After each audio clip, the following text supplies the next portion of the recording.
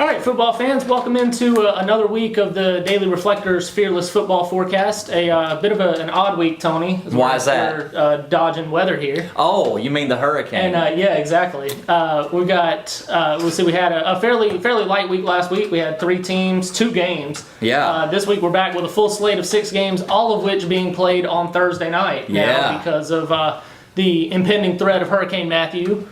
So we got, like I said, a full slate of games. So we'll just go ahead and jump right in. I say we do. Let's do it. We'll start with South Central, team that I saw last week. One of the few teams that did play at home against J.H. Rose in a game that they, for all intents and purposes, Tony, should have won. Yep. They outplayed Rose from 20-yard line to 20-yard line, and just the problems they had early in the year of not being able to score points kind of crept back up and bit this team again. Yeah, and missed extra point, I think, in that game. Two missed of them, points. and they lost. That's after losing by one the previous week. Right. So a kind of a rough go here for South Central. A bunch of little nitpicking mistakes that if the Falcons could get cleaned up, they'd be 2-0 in the league. Yeah. But they're at home this week with a tough matchup against New Bern, a team that started 0-4, and they're 2-0 in the league, and they've won those 2 games by a combined score of 76-0. God. But they were also against Eastern Wayne and Southern Wayne, 2 teams that aren't very good. So that still leaves a little bit of a question of just how good this New Bern team is. Right. So coming in against the South Central team, I think that has, despite the 2 narrow losses, I think is still playing with a lot of momentum because there really hasn't been a game this year that they haven't played well enough to win. I agree with that, yeah. So I think at home against a New Bern team that, maybe down a little bit this year, but still 2-0, that's right there at the top of the league. It could kind of throw the league into a little bit of a loop there early. I think South Central, I think they use the frustration from last week. I think they come out and get a win this week against New Bern. Yeah. It's weird to talk about New Bern sitting here at 2-4 after basically decades, it seems like, where they were an absolute powerhouse in 4A, winning state championships, just like it was nothing. But every program, it just goes to prove, every program has ebbs and flows. It's hard to maintain that level of play, that state championship level of play forever, and it seems like New Bern is kind of in one of those ebbs right now. South Central, on the other hand, seems to be on an uptick. Right. Despite these last couple of losses, as we mentioned, a grand total of 2 points. Or I guess 4 points actually would separate them from being undefeated in league and sitting here with 2 more victories. So as you mentioned, I don't think, even though the heartbreak of that loss, being able to knock off an arch rival in Rose would have been huge for them. They really would have been flying high. I still think they feel pretty good about themselves, despite some of those mistakes that were self-inflicted last week. So I'm with you. I mean, 2 years ago, even 3 years ago, picking South Central to beat New Bern would have been a crazy thought. Right. I don't think it's that crazy anymore. And I came this close to picking South Central last week, if you remember. I really fought myself on that one. I wound up picking Rose just because I don't know why, to be honest, and it wound up being right. But I think South Central gets a win after that heartbreaking loss against Rose last week. And speaking of the Rampants, Rose sits here at 3-3, and the rest of the slate, I think you talked about this last week, the rest of that conference slate is really kind of set up for them, isn't it? All teams that they beat last year. Yeah, and it starts this week at Southern Wayne, a team that's 1-5. You imagine that, at least I imagine that Rose won't have much trouble here, even though it is a Rose game. I think that some of the things that they haven't been able to do it against the better teams in that league, they're probably going to be able to pull off at Southern Wayne. I think that's an easy win for Rose. I do too, and coming off a game again, they turned the ball over 5 times in that game against South Central, and even though you never want to do that, it was good. David Witecki said afterwards it was good for them to see that they could do that and still make the plays they needed to get a win. And right. I don't think this will be. Southern Wayne has yet to win a game in this league in the 3 years, 3+ years that they the 3+ years that they've been in the ECC 3A 4A. So I don't think that changes this week. I think Rose goes and gets a win. That would be the 3rd win in a row for Rose. They beat South Central. They beat Conley the week before. The Vikings had the week off last week, as did a couple of other teams in the county. They're coming back this week with a trip to my alma mater at CBA. Okay. And so they'll be going against the Golden Falcons, and this is a game that Conley, last year, these teams, kind of went toe-to-toe for a lot of the first half, and then Conley was able to kind of stand on the throttle and pull away late. And I think, this year coming in off the loss, giving up 77 points, that was, there's a lot of questions and a lot of work that I know Nate Connor and that team put in over the bye week. Holton Ahlers was a little banged up coming off the game against Rose, got him a week to rest, and he's going to be back this week. I think, Aycock is much improved. They're 5-1. They're playing really. They've already surpassed how many games they won last year. But I don't think they have enough firepower to hang with the Vikings. And I think Conley makes just enough defensive plays to kind of stifle Aycock and get a win on the road. Okay, I'm going to go the other way. I think Aycock keeps it rolling. Okay. I haven't seen enough from Conley's defense yet to lead me to believe that they can contain the quarterback there at Aycock. Jake Flowers has been really good, and they have an NC State commit and a tight end there, Damian Darden, who also is explosive. Right. So I think that it's going to be a close game. I just don't, like I said, I just don't trust Conley's defense. I've seen them get ripped up too much this year. Maybe they can prove me wrong, but I think Aycock's going to win and move to 2-0 in league and drop Conley to 0-2. Next game, Jordan. All right. Washington at Farmville Central. Washington is winless on the year. 0-6 going against the Farmville Central team. Had a bye week last week. Yep. Lord knows it seems like every year that team needs the bye week, maybe more than any other. Yeah. This year was no different. Yeah, to get some guys healthy, and even with that, going to be without their starting quarterback. Brad Shackelford is going to be out this week, but I don't think that's an injury thing. No, that's a violation of team rules. The old violation of team rules. Yep. So from middle school to the pros, that always seems to be a thing. Without doubt.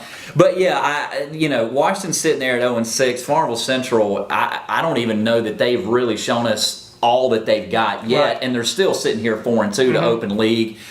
Being at home, everything seems to be going in Farmville Central's favor here, except for not having the starting QB. I don't think that's going to be too big of a hiccup. I think Farmville Central will get the win. Agreed. And this is, you talked about Farmville Central not showing all they had, and Scott Gardner was pretty adamant when I talked to him Monday about, Washington sitting at 0-6, but they've played some really tough teams. They have, yeah. Played up in classification a lot. He said they're not talent-wise an 0-6 team.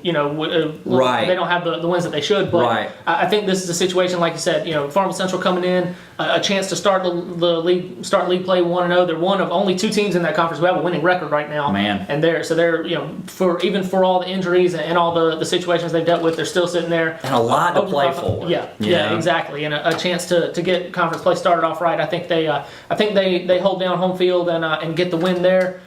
Speaking of wins, Tony, North Pitt coming off of its That's why I wore navy today. If I had an orange polo, I'd be wearing an orange polo. If I had an orange and navy one together, I would have worn that one too. It sounds like you have some work to do in the wardrobe. I know, right? As great as it is, it needs improvement. Exactly. North Pitt coming off their first win of the year, started 0-5. They go to Northside and get a pretty convincing win last week, Tony. Yeah. A win that we sat here and have beat this drum all season about turnovers and penalties. Yep. If they could stay out of their own way. Yeah. They go down there, they cut back, only commit a handful of penalties. They don't turn the ball over at all. Yeah. And you come out with a win. And I think that's a good sign for those kids to for those players to look at and see, here are the things that we can't do, that we didn't do, and now we have a win to show for it. A direct correlation there between how you take care of your business and whether or not you win. No doubt. I told you this earlier in the week, rarely have I ever been happier about being wrong about a pick. Because we both picked it. And we don't root for these teams. We don't have any kind of interest in whether they win or lose, but you get to know these people, particularly these coaches and the players and even some of the fans here and there. And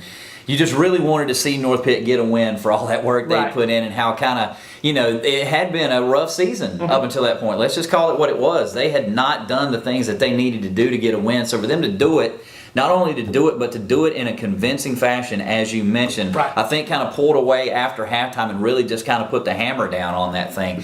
Good for Coach Brent Wooten, good for those kids. I think as far as this week games go, I kind of stole this one from you. I apologize. But Southwest Edgecombe sitting here at 1-5 is weird. Yeah. That's another team like New Bern that I'm used to competing for state championships every year. 12-3 a year ago. Yeah, so they're obviously down this season, but conference play starts and weird things happen. I would love to see North Pitt continue that momentum. I didn't pick them last week. I'm going to pick them this week. Don't let me down.